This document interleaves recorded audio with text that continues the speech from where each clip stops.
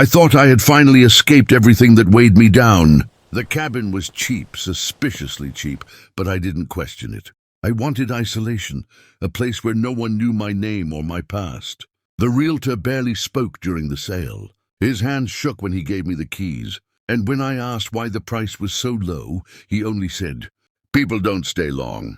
I laughed it off, assuming it was just another rural legend meant to scare outsiders. The cabin sat alone, surrounded by dry hills and endless sky. It looked old but sturdy, its wood darkened by time and sun. Inside, the air smelled of dust and pine. There was no cell signal, no neighbors, and no noise except the wind brushing against the walls. That first evening felt peaceful, almost sacred. I cooked a simple meal, lit a lantern, and went to bed early, relieved by the silence. Sometime after midnight, I woke suddenly. The quiet felt wrong, heavy like the world was holding its breath. Then I heard it, a dull thump beneath the floor, followed by what sounded like murmuring. At first, I told myself it was an animal, maybe rats or shifting beams. But the sound came again, clearer this time, like a voice forming words I couldn't understand. My chest tightened as I got out of bed and followed the noise to the main room. The lantern flickered as I moved an old rug near the fireplace. Beneath it was a wooden hatch I hadn't noticed before. The surface was scarred with deep, burned symbols that made my skin crawl just looking at them. I hesitated, every instinct telling me to stop, but curiosity won.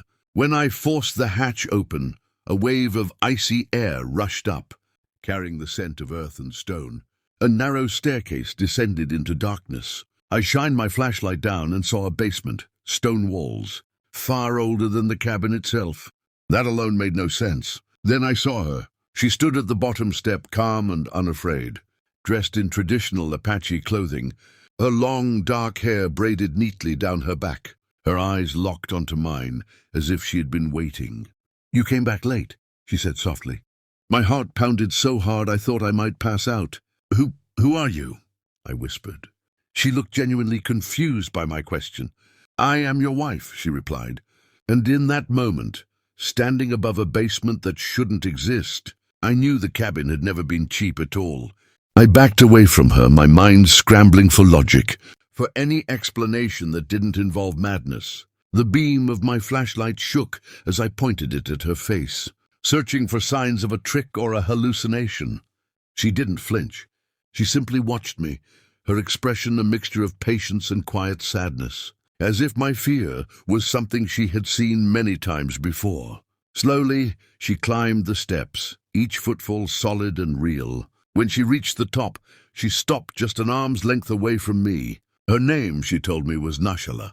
The way she said it carried weight, like a memory carved in stone. She spoke English carefully, with an accent that sounded old, learned rather than natural. I demanded to know how she had gotten into my cabin, how long she had been hiding there. But she only shook her head. To her, the question made no sense. "This wasn't my cabin," she said. "It was ours." She reached out and touched my wrist. Her skin was warm, her fingers gentle. The contact sent a jolt through me, not of fear, but of something disturbingly familiar. Nashala began to speak of vows made under the open sky, of a fire built from cedar and sage, of a promise sealed with blood. She described a man who looked like me, but wore different clothes, carried a rifle and spoke my voice with a harder edge. According to her, that man had sworn to protect her and never leave the land. Then one night he vanished. She had waited. Days turned to years, and years to decades. Yet she remained bound to the cabin and the ground beneath it. She said the land remembered the promise. Even if I didn't, I told her she was wrong, that I had never been married, never lived here before. My words sounded weak even to my own ears. That night sleep came in fragments. When it did, my dreams were vivid and unsettling. I saw myself riding across wide plains under a burning sun. I felt the weight of a knife in my hand, smelled smoke and sage, heard Nashala's voice chanting softly as she cut her palm and pressed it to mine. I woke with a gasp, my heart racing. Morning light filled the cabin, but the dreams didn't fade. My right hand throbbed with a dull ache. When I looked down, my breath caught in my throat. A thin, fresh scar ran across my palm, as if a blade had kissed my skin while I slept. Nashala stood near the window, watching the sunrise. Without turning, she said quietly, "You are beginning to remember." I tried to deny what was happening, but the evidence followed me through every hour of the day. Nashala moved through the cabin as if she had lived there all her life. She knew where things belonged, which floorboards creaked, which corner stayed warm when the wind turned cold. Sometimes I would catch her staring at me with an expression that felt heavier than anger, like disappointment mixed with hope. I avoided her gaze, afraid of what I might see reflected there. I needed facts, something solid to cling to. I drove into the nearest town, a dusty place with a single gas station and a library that looked more like a storage shed. The librarian, an elderly woman with sharp eyes, grew tense the moment I mentioned the cabin. She pulled out old land records, newspaper clippings, and handwritten notes that smelled of age. Piece by piece, a story formed, one that made my stomach twist. More than a century ago, a man with my name had settled on that land. He was listed as missing, presumed dead, after reports of unrest between settlers and the Apache.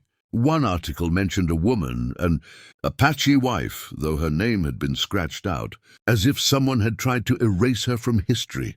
I laughed nervously, telling myself it was coincidence. Names repeat, faces resemble, but deep down I knew better. When I returned to the cabin, Nashala was waiting. She listened as I told her what I'd found, her eyes never leaving mine. She said the papers told only half the truth. The land had been sacred long before the cabin existed, and when the vow was broken, it twisted that sacredness into a cage. The symbols carved into the basement stones were not meant to protect her, but to anchor her there, bound by a promise left unfinished. As night fell, the air grew heavy. The walls groaned, not like old wood settling, but like something breathing beneath them. Nashala confessed that she could feel the anchors weakening. When that happened, the land would demand balance.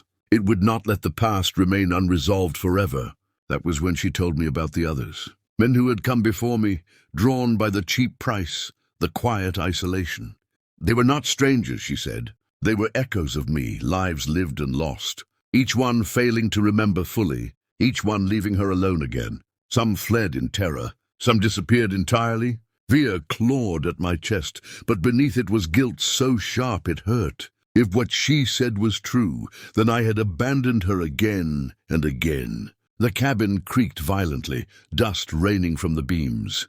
From the basement something shifted, something that was not her and had never been human. Nashala took my hand, her grip firm. "This time," she said softly, "you must choose." The final night came with no warning, only a feeling that settled deep in my bones. The sky darkened unnaturally fast, clouds swallowing the moon, until the world outside the cabin vanished into black. Inside, the air grew thick and cold, every breath tasting of smoke and earth. The symbols carved into the floor and walls began to glow faintly, pulsing like a living heartbeat. From below, a low murmur rose, layered with voices that whispered my name in tones I barely recognized as human. Nashala stood beside me, calm in a way that frightened me more than the sounds beneath our feet. She told me the land had waited long enough. The broken vow had created a wound, and that wound had drawn something hungry, something born from betrayal and unfinished promises. If I ran again, the cycle would continue. She would remain bound, and whatever stirred below would grow stronger with every passing life. She reached into a small leather pouch and drew out a blade, its edge dull with age but carefully cared for. This was how it had begun, she said, and this was how it could end. I felt terror surge through me, followed by a sudden rush of memories crashing into my mind. I remembered her laughter by the fire, the way she sang to the land. The night fear overcame me, and I chose survival over honor. I had left her, telling myself I would return. I never did. The cabin shook violently as the whispers turned into screams. Shadows crawled across the walls, stretching toward us like grasping hands. I took the blade and cut my palm. The pain was sharp and grounding. Blood spilled, warm and real. Nashala did the same, pressing her hand to mine just as she had in the past. The moment our blood touched, the memories locked into place. No longer dreams or fragments, but truth. A roar rose from beneath the cabin, furious and desperate, as the cymbals flared bright and then shattered like glass. The ground split, and a wave of heat rushed upward, but it passed through us and vanished into the night. The shadows recoiled, dissolving into nothing. When the sun rose, the cabin was gone, reduced to ash and scorched earth. The land felt quiet again, whole in a way it hadn't before. Nashala stood beside me, no longer bound, no longer waiting. The weight that had followed me all my life lifted, replaced by a steady calm. We left that place together. Now we live far from the desert, building something new. Yet sometimes, when the wind falls silent and the world seems to pause, Nashala squeezes my hand and looks at me with a knowing smile. "You stayed this time," she says.